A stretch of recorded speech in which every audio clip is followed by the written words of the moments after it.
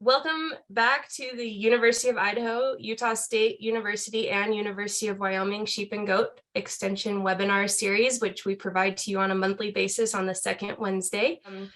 It's my pleasure today to bring to you Randall Violet from the Utah State University, I apologize, Extension, and he's here to talk to us today about all things forages. So we're really looking forward to having you. Thank you for joining us, and I will let you take it from here. All right, great. Thanks, Melinda. Yeah, so a little background. I am currently an assistant professor of extension in Iron County, Utah, which is housed in Cedar City. I moved into Utah State University Extension from Southern Utah University, where I spent 8 years teaching range management and training students to be qualified for the 454 OPM series so that they can become range specialists. So I've got quite a bit of range background. My formal training, though, is got a dual bachelor's degree, one in animal science and one in ag education from Montana State University. My master's is in ag education from Montana State. And then my PhD is in agronomy from the University of Wyoming. While I was in Wyoming, I raised my family in Northwest Wyoming and Powell, Wyoming, and we raised about 300 head of sheep on irrigated pasture in the Bighorn Basin of Wyoming. So I've got some practical experience with sheep production as well. So I thought, as I watched the sheep trail off the mountains here in southern Utah and start looking at bringing the sheep home off of summer ranges. And in Utah, we bring them off higher elevations about October, and then they come down into the valley floors. A lot of them stay on the valley floor and eat aftermath feeds, and we'll talk about that a little bit today.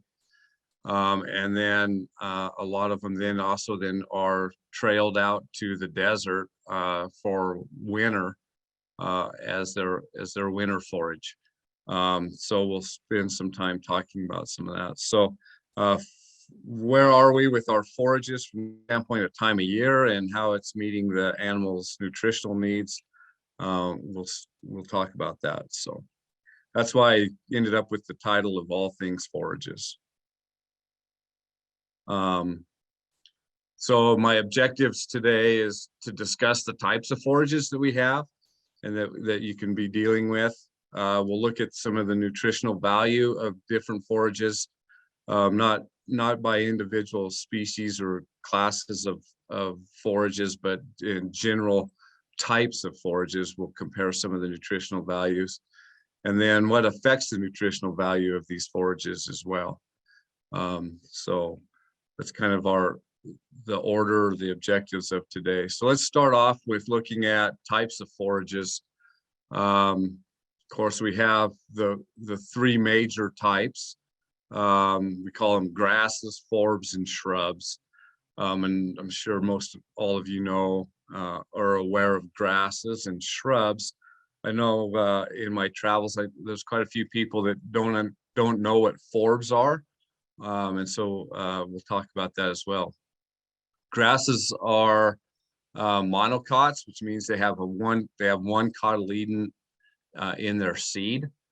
So their seed got a single source of carbohydrate reserves in a cotyledon that's around the embryo.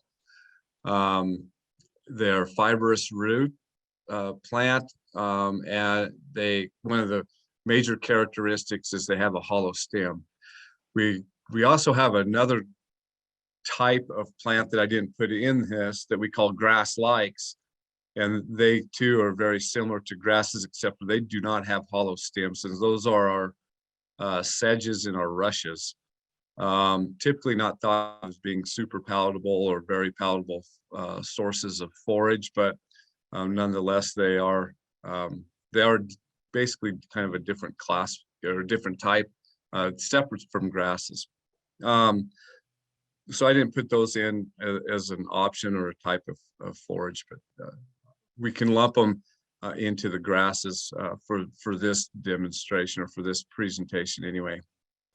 Perennial native bunch grasses are really the ultimate from the standpoint of what we're wanting to manage for as land managers, and as range specialists. We look for these native perennial bunch grasses, and bunch grasses still have fibrous roots, but they're not rhizomatous, so they don't form sod. We do have sod forming grasses as well, and we have some sod forming native grasses as well, but they're not nearly as abundant as our good perennial native bunch grasses. So some examples, blue bunch wheatgrass, it even has the name bunch in it. But then we have Indian rice grass, needle and thread grass. Those are some of our perennial native bunch grasses. Separate out or sort out some of the differences in our grasses as well. We also have annual grasses, and I put annual introduced there on the slide, but we do have some native annual grasses and are very productive and very usable forages. We typically in the Intermountain West think of annual grasses as primarily invasive or introduced species though, and that's where we see our cheatgrass and our ripgut bromes and some of these annual alien species that have moved in. So they're still forage, but they operate, or we want to manage them completely different than we would our perennial native bunch grasses. So one of the biggest concepts that I wanted to bring across when we're talking about grasses that very few people really realize or understand or know, and that is, besides perennial and annual, is the cool season and the warm season. And as we get further north in the Intermountain West, we have fewer and fewer warm season species. But down here in southwest Utah, we have a really neat combination of both warm season and cool seasons. And here in a little bit, I'll show you that on some graphs on how that can really be an advantage for us in this area. If you're in a part of the world that doesn't have that luxury of having a real diverse combination of warm seasons and cool seasons, and I, with my background being from Wyoming and Montana, there's still some warm season species in those states, don't get me wrong, but they're not as prominent and as dominant as they are like in southern Utah. And that would be like blue grama, side oats grama, some of you are gramas. And we typically manage specific in those further north states, typically manage for these cool season species much more. And the neat thing about the cool season species in that particular climate is they can almost respond as if they have two separate growing seasons. If we get the fall precipitation, then they'll green back up and start growing again in the fall. So that's a real advantage for us, especially as we're looking with trying to flush some does or some ewes. Having green grass to do that with really helps. The warm seasons are just that. They start growing during the heat of the summer. The neat thing about them is they can really bridge the nutritional gap that we would have with a lot of our cool season species. Moving down to forbs, and we have warm season forbs and cool season forbs as well. So keep that in mind as we talk about and discuss some of this throughout the presentation. So the forbs are dicots, which means their seeds typically have two separate cotyledons. Think of a bean plant. Maybe a lot of you out there grow a lot of alfalfa. Alfalfa is a dicot, and it emerges from the soil. When you plant the seed, it emerges from the soil. It pushes that entire seed, the cotyledons and all, up through the soil. and germinates that way. And then you have cotyledonal leaves that grow from that. Most of our forbs are typically thought of as being tap rooted. They are also solid stemmed, and these are our broadleaf plants. So those of you that use herbicides, we have herbicides that affect grasses, and then we have herbicides that affect broadleaf weeds or broadleaf plants. So that's another way to make that association in terms of the difference of grasses and forbs. Specifically about sheep and goats, they actually prefer forbs. A larger percentage of their diet would be forbs compared to cattle that are primarily grazers. And when we think of a grazer, we think predominantly grasses. The sheep and goats will do a lot of selection and select forbs, these big broadleaf plants, over grasses in a lot of situations. And then we have the shrubs. Of course, shrubs are all perennial. They have a growth ring. They'll have a woody bark, and a lot of us use the term browse when we talk about shrubs, which means that animals, will browse across the leaves and select leaves and berries and the fruit, whatever else is on that blossoms on that shrub plant. So they're more prone to be just browsed on because they are woody. They have these growth rings, so they lay down cambium layers and have a lot of cellulose. Yeah, and so they're not super palatable, not the entire plant anyway. Okay. So let's spend a little time comparing these C4 and C3. And again, remember that we have forbs that will do the same thing as well. But this illustration just basically shows you comparing the C4s to the C3s on grasses. So there is some differences. The reason we call them C3s and C4s, or C4s and C3s, again, the C4s are the warm season. So they take 4 carbons when they're photosynthesizing and creating carbohydrates. Their building block starts with 4 carbons, and so that's how we get the term C4. The building block of our cool season species are just 3 carbons. So they can do that when the soils are cooler and the ambient temperature is cooler, and even when the daylight's a little bit shorter. So it takes a while for the C4 plants to get up and start growing and greening up and really photosynthesizing and creating a lot of carbohydrates and doing a lot of growth. In this cross section of these leaves, you can see that the warm season plants have a considerable amount more vascular bundles. And you also notice that the epidermis, or the outer layer of the leaf, or the blade in this case, because it's a grass, is thicker.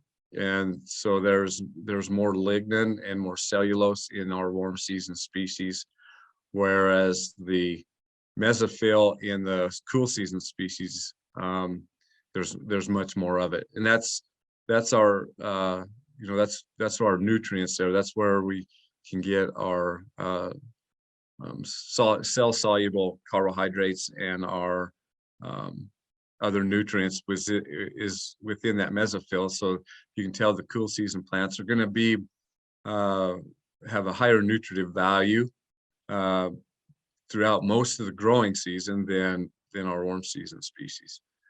You just need to remember that these cool season species go dormant when things start to heat up, and when they go dormant, when they dry down and go dormant, that's when they lose their nutritional advantage and their nutritional value. So this graph here kind of shows the typical warm season growth of of a warm season species. Again, we could use side oats grama, blue grama. Those are some real common Intermountain West warm season species that I know are found throughout the Intermountain West. So if we look at the days of the year and we get out here, 150 days, this warm season plant is just now starting to really start to grow. And we're using NDVI, which is just basically a measurement of greenness. We can use an NDVI camera and illustrate how much growth is happening. And so this is just basically the start of the season for these warm season species. And so again, if you go further north, this could be prolonged clear out to 200 days, but down in southern Utah and northern Arizona, we would see, that 120 to 150 days when we start seeing these warm season species probably start greening up and start doing some growing. And then they will continue this growth and get out here towards the end of the warm season, which would be out, excess of 250 days. Just in contrast to that, if I was going to lay, and I don't have a slide that does this, but, and I just thought of that, actually, I should have put in a slide that lays the cool season over this, but a cool season species would start out here around, 100 days and start coming up. And then they would be going dormant and drying out about the time that the warm seasons are at peak season. And then they would dry down. But if we get out here later in the year and in the fall, and we get some precipitation, these cool season species think, they basically think it's spring again, because the day length, the temperature, and the precipitation or the moisture's there, they'll green up and start growing back up. And then of course we have winter that will dormantize them and send them into dormancy. So a nice combination of warm season and cool season species, if you're creating a tame pasture setting or an irrigated pasture setting, would be something to really take into consideration, so that you can meet nutritional needs using the combination of just warm season and cool season.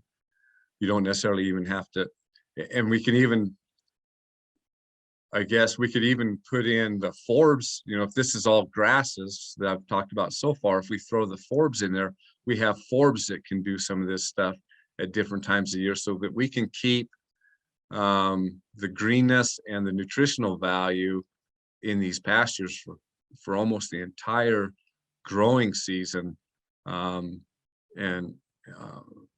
without having to do much supplementation and stuff.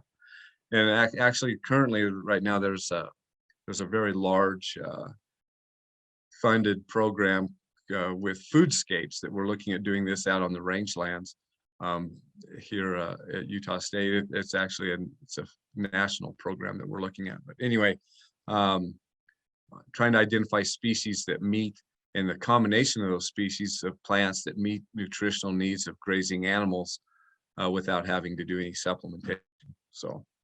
And I think the warm season, cool season combination is really important in that aspect, not only just between forbs and grasses and shrubs or browse. So let's look at nutrient content of these forages. And remember, forages are plants that can be foraged upon, right? So, our cactus and some of our other plants that we don't typically think of as being edible by either a wildlife or livestock, we don't really consider them being forages. So these are, plants that are capable of being foraged on because of their structure, their leafiness, those kinds of things. So this is looking at seasonal trends in protein, phosphorus, and vitamin A or carotene. And we're just simply looking at spring, summer, fall, winter. So however you bring the 3 months into spring, it's going to depend on your location, right? And summer versus fall versus winter. So in southern Utah, again, our spring starts in March, and our summer probably starts in June, and then our fall starts in, September, uh, uh, August, late August maybe, and then, our winter starts in November, something along those lines, maybe December. But anyway, nevertheless, breaking it out into those months so you can kind of see the relative amount of these nutrients being provided. Notice that our forbs, the brown line, have quite a bit more nutrients than our grasses and our browse, especially during the beginning of the growing season. And then again, this would be very typical of a warm season forb, because it's going down well, it's cool season from the standpoint of starting to green up and grow, but out here in the fall of the year, we aren't seeing any increase in that nutritive value, because that plant has matured and has started to prepare itself for dormancy. And if it's an annual, it's completed its life cycle. So this curve would go, drastically down because it then loses all of its nutrient value. So these are going to be all perennial species or perennial plants as well. Then you can look at our grasses. Again, you're going to get some blips in here with fall moisture of our good perennial bunch grasses. And then notice how well our browse keep nutritive value across. And that's where, our sagebrush, our winter fat, and that's why we see a lot of the sheep bands moving out on winter range and basically consuming shad scale and sagebrush and winter fat during the winter months, because it really maintains and holds its nutritive value quite well. So that's an advantage to having that access to that set of that rangeland or that pasture for winter grazing. So looking at energy, and I'm going to start concentrating more on energy, because this time of year, most of our forages are going to start drying down and being depleted of some of this energy. And our animals, because this is now our breeding season for our short season, our short day breeders, our sheep and goats, are going to be needing energy. So and this all will get back into, again, flushing at breeding season and stuff, and it's a response to energy levels. So really look at how can we look at these seasonal trends in the digestible energy content of these range forages. And then when we look at energy, we can see that our grasses have the more accessible and more digestible carbohydrates, and therefore they provide quite a bit of energy. And you can also see that they start to level off and plateau out here in the fall, at where they then will cure out and dry out. If we look back to the protein and phosphorus and vitamin A, you can see that those levels continue to dry down, and we have very little protein in our grasses, basically, for winter forage. Okay, but we can maintain some energy there as we go into the winter. And then our forbs, and then our browse or our shrubs, again, energy wise, are not that readily available source of energy like our grasses are. Okay, so let's look at some of that deals with digestibility then, and that intake. So as we look at this graph, I think it's interesting to look at how forage digestibility influences the intake. And so this is a relationship of that. The descending curve here is showing the required forage intake to yield 5 kilograms digestible dry matter. Okay, so that's the amount of forage intake in terms of kilograms per day to meet the digestible dry matter of 5 kilograms. And then our ascending curve here that's going up is showing the maximum or the approximate forage intake in terms of digestibility. Okay, so as our digestibility increases, you can see as we're moving up through here, our intake decreases. So basically that's telling us that, and this happened to be some work done with cattle, with cows, but our ruminants are going to respond pretty much the same way. So our sheep and goats would respond the same way. As we increase our digestibility, we're going to be decreasing, that animal is going to be decreasing its requirement for intake. So we're out here in the fall of the year, we're going to be out here, our digestibility is, pretty low because of our vegetation and the state that our vegetation's in. So their intake's going to have to be considerably higher. Okay, so we can, as managers, can maybe do some things to increase that intake so that we can meet those because digestibility is going to be directly related to nutrient intake as well.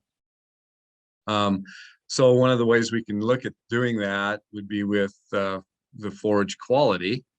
And this was a project done in the 80s that we looked at crude protein and in vitro digestible dry matter of 3 different rations. We had a low forage value ration, which is the low forage was wheat straw, the medium was sorghum hay, and the high was oat hay. And I don't know, my experience is all those would be when I tried to feed oat hay to my sheep, they basically told me it was low quality as well. But nevertheless, these could have been ground and made more palatable for intake as well. So anyway, you can see that in a low quality forage setting, if we supplement, we can actually increase intake. Okay, and so the supplement was a 28% crude protein and 3.3 megacalories of energy, digestible energy supplemented, so that each sheep was getting about 60 grams of crude protein. So the supplementation level was exactly the same. And then you could see what that would do if we didn't supplement. This difference between where they were consuming at 30 grams versus up to 40 grams of the same low quality forage if we supplement. So we enhance their appetite by that supplementation, and they actually consume more, okay, of that lower quality forage. And kind of the same thing, except for all we see in our medium quality forage is that we're just supplementing. So we're not getting much return for our supplementation from the standpoint of intake. So supplementation, I guess basically what you're seeing is you can see some value by increasing the intake by that supplementation on your lower quality forages. You're not going to get that return necessarily on your medium quality. And then on high quality forages, there's actually no need to supplement from the standpoint of intake. Now, if you're not meeting the animal's nutritional needs, then you can maybe possibly justify using a supplement there. But I think this is fascinating from the standpoint of just looking at how the animal responds to forage quality and how they're going to take in more of that forage or not take in forage. And of course, as managers, that's one of our management decisions is how can we meet the needs of these animals at the lowest possible input costs. And sometimes, just grinding a feed or providing a little supplement can get that additional feed into the animal to meet their needs. Okay. So as these range plants and these tame pasture or pasture plants or vegetation or all this forage, as it matures, what takes place and what happens. So that most range plants are highly nutritious when they're young. Even plants that we consider as undesirable, like cheatgrass, is pretty nutritious when it's young. I did my PhD dissertation on foxtail barley, Hordeum jubatum, and that's a real nuisance. It's not a noxious weed or anything. It's a native species. It's a native grass, but it's a real nuisance for livestock. And that was one reason why I did my research on it, is because I had sheep that were being adversely affected by the awns of foxtail barley, is getting in their nose and their eyes, getting in their wool on some of my irrigated pasture. And so I wanted to research and figure out ways of trying to control that grass plant, and came across some literature that said that Hordeum jubatum, or foxtail barley, early in the spring when it's greening up and growing, is like 24% crude protein. So it's pretty nutritious. It's got quite a bit of nutritional value to it. It's when it develops that seed head and has that mechanical means of causing damage to livestock or other animals. I know a lot of hunting dogs that get the awns of foxtail barley in their ears and their eyes and in between their toes and those kinds of things, and cause abscesses. So it's not just our domestic livestock. But anyway, it's not until that seed head's developed is when we have concerns or problems with that foxtail barley. And cheatgrass is very similar to that as well. The problem with cheatgrass is it's only green and growing, for a very short time, and so it's pretty hard to take advantage of it if it's out there. But as that plant matures, irregardless of if it's an annual or a perennial, the nutritive value is going to decrease. But something that also take in consideration, the dry matter content increases. So whenever we're looking at forages and forage consumption with our domestic livestock, and we're, as livestock managers, one of the first things you have to take into consideration is how much water is in that forage. In the spring of the year, there's a lot of water, right? And so the plant is real lush and green and growing, but it's also very diluted. If you think about your concentrate orange juice, there's a lot of water. If you put 3 cans of water for every can of orange juice, that would represent our spring types of or condition of our spring plants, because you're carrying the same amount of orange juice in 3 cans of water, as opposed to in the fall of the year. If we were to mix up a orange juice, maybe we'd only use a can of orange juice to a can of water, and therefore the concentrate of the nutrients would be much greater. So the digestive system doesn't have to expel all that water, so it's more concentrated as our dry matter content increases. Okay. The problem with that, with our plants, is that they also have increased their structural carbohydrates in their lignin, and that makes them less digestible. Okay, so that ties up some of that concentrated nutrient because of they're a little lower in water, they're higher in dry matter, but they've grown for the entire growing season, and now they've got a lot of carbohydrates, they've got a lot of lignin. In the range world, we call that wolfy plants. They become wolfy in rank, We try to avoid that by making sure that they get defoliated throughout the growing season so that they'll stay lush and green. Okay. They increasing in stem to leaf ratio. And this, those of you that put up hay can associate to this. You know, the older your hay stand is, the more stem there is and the less leaf there is. So your stem to leaf ratio increases as you let your hay get taller and grow more, which consequently adversely affects the feed value of that. Okay. And I didn't bring that into this presentation in terms of starting to talk about forage quality and relative forage value. But when you send off a hay sample or a forage sample to a laboratory to get it tested, and you get back your relative forage quality, one of the biggest influences to that is that stem to leaf ratio, because it takes in accounts your fiber, your neutral detergent fiber and your acid detergent fibers are all in that formula for calculating relative forage quality. Some of the nutrients are actually leached out throughout the growing season as well.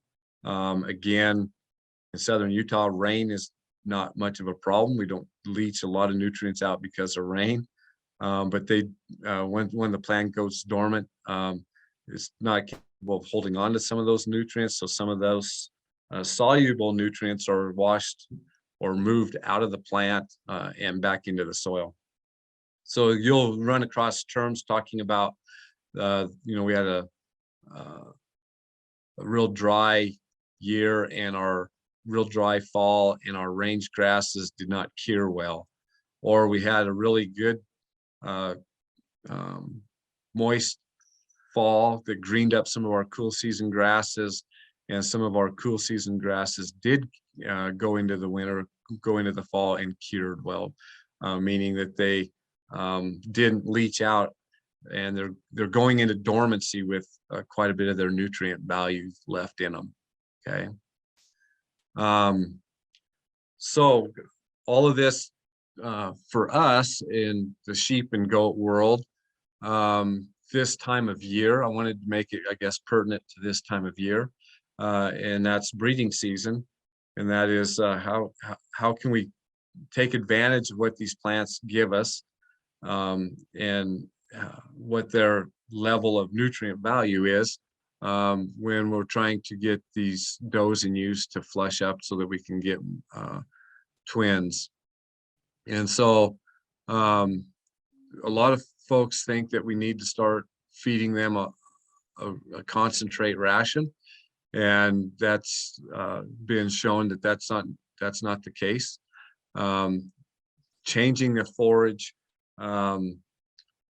just simply by rotating to a new pasture can do a lot in terms of flushing that ewe or doe. Remember I talked about this earlier in the presentation, how it's primarily driven by energy, either TDN or digestible energy, total digestible nutrients. So if you have some pasture rotation set up, and you have some pasture that was grazed on earlier in the spring and then now is re-greened up this fall, and you turn back out on it, that would certainly increase the energy level of their diet and would increase ovulation rate.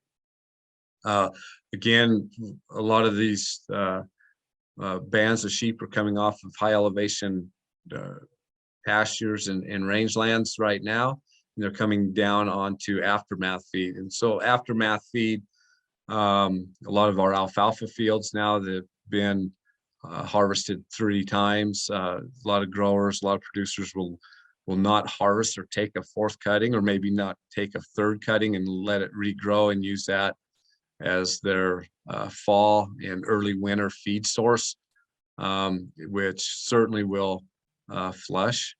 I know when I was up in the Bighorn Basin of Wyoming, there's a relatively large sugar beet industry up there. And there's a lot of lambs put out on, a lot of sheep put out on sugar beet tops. Again, that would be an aftermath feed or maybe a byproduct feed that would certainly do the job of flushing as well. If you don't have access to that, then certainly you're going to have to probably think about supplementation. And again, go out, don't spend a lot of money on protein. Purchase energy, and probably our best source of energy would be corn or concentrate feeds, but corn's probably our most condensed energy concentrate that we could get, and it would be pretty easy to handle as well. And supplement at a half to a pound a day per head would certainly be enough energy to increase ovulation. And that I have pretty much got time for some questions. I see there's a couple in Q&A. Yeah, thank you so much. Very timely as far as breeding season. And I'll just remind all of our attendees to put any questions you have in the Q&A box, and we'll make sure to address them. But yeah, we do have a couple already, and maybe we can start with the first one, which is distinguishing energy and fat in a supplement. Distinguishing. The question is, when talking about energy in a supplement, are you also talking about fat? Well, fat is energy, right? So, yeah. So if you have a high fat diet, there is energy. When I'm talking energy in a forage, though, I'm talking total digestible nutrients, and there's very little, if any, fat in a forage, right? It's going to just simply be carbohydrates. So right. to get fat into a supplement, you're going to have to use, well, our most common product is probably going to be soybean, some type of an oil crop, and then that's where you're going to start looking at fat content. And it's there again, that's a byproduct of some processing. So if you have soybean meal, and they extruded the oil out of the soybean with solvents, you're going to have a higher content of fat than if they extruded it through crushing, for example, something like that. But that's where, if you're going to feed that type of a supplement, that's where you're going to take advantage of the fat. So, yeah, but fat you have is a fat and a protein combination there. right. Yeah. Right. So the next question is just asking you to give some examples of warm and cold season plants, such as our oats and alfalfa, warm or cold season, etc. Okay. Yeah. I steered away from that a little bit because you could make a huge list, but right. So oats, for example, are a cool season plant. They really grow well in the cool season, or in the cool part of the year. They'll be one of your first cereal grains to green up and grow. Just like cheatgrass, that's one reason why we've named it cheatgrass, is it grows so early in the spring that it cheats all the other grasses for nutrients and sunlight and moisture and all that. So that's how it's really it cheats when it goes to getting an early start. So alfalfa is kind of unique because we've manipulated it a lot, right? It's the queen of forage crops, and so we've done a lot of genetic manipulation. But alfalfa is typically thought of as being a warm season species, or warm season plant. But at the same time, it starts growing pretty early in the spring. But if you look at its regrowth, and its ability to regrow. As long as we keep irrigating it, then we have some really good warm season production. Okay. But it's not, corn, for example, is a warm season species too. We don't get much corn growth. In fact, you don't plant corn until your soil temperatures are over 50 degrees. So that's a really good example of a warm season plant as well. I don't know how many more. I'm more accustomed to looking at range plants as well when we're looking at warm season versus cool season, but those are some things that you consider. The other thing that I didn't bring into this discussion either is we have winter annuals and summer annuals. And like winter wheat, for example, winter wheat makes a fantastic spring pasture. You plant it in the fall, and then it's one of the first things that greens up and starts growing in the winter or in the spring. And we feed a lot of livestock. We put a lot of livestock on winter wheat pasture in the spring of the year. So. Yeah, especially if you're on small acreage, being able to manipulate the time of year and the things that you're planting and using for forage is really something that can boost your production pretty readily, I think. So, I'm not 100% sure, but you might know where this question is coming from. What are you using for protein forage grazing, or is that a supplement? Well, and you're can have Lainey give us more information about what you're going for there. Yeah, so any green growing forage is going to be pretty high in protein, right? As I mentioned, foxtail barley early in the spring is 24% crude protein. So if you're looking at trying to find a plant or some forage that's going to provide protein for a longer period of time, it's going to be associated with how long that plant is green and growing. So look for some of these species that stay green for quite a while. Sudan grasses and some of those types of things could possibly be some of those types of forages that are going to provide protein for a longer period of time. Once the plant goes dormant, it loses its protein value pretty quickly in terms of grasses. Your best sources of protein in a dormant season kind of thing would be your browse or your shrubs, and that's where your winter fat or even sagebrush and some of those types of plants, forage kochia, really maintain their protein levels.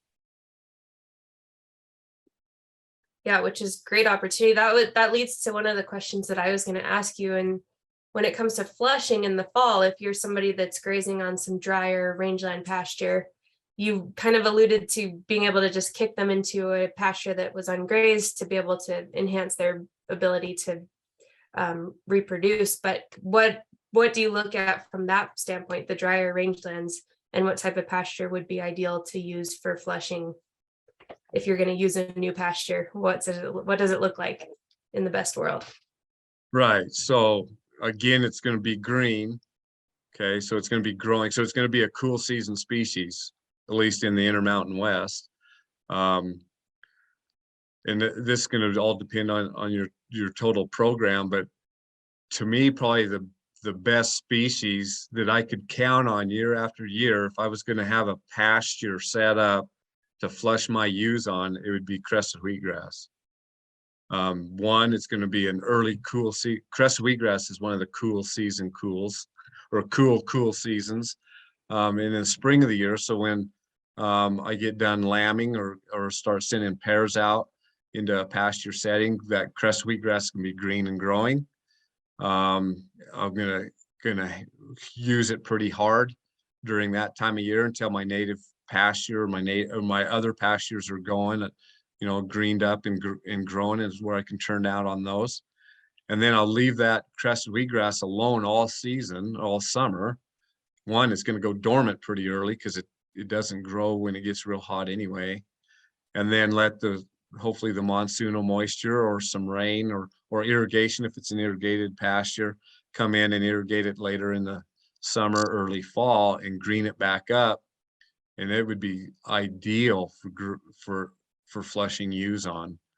And the other thing about that is you don't necessarily need to get super clever about it, because just a monoculture of crested wheatgrass is pretty easy to manage. You can control all your weeds in it if you have a weed issue, and you can fertilize it and get a lot of production off of it. So I'm a pretty strong proponent of that in a tame pasture setting.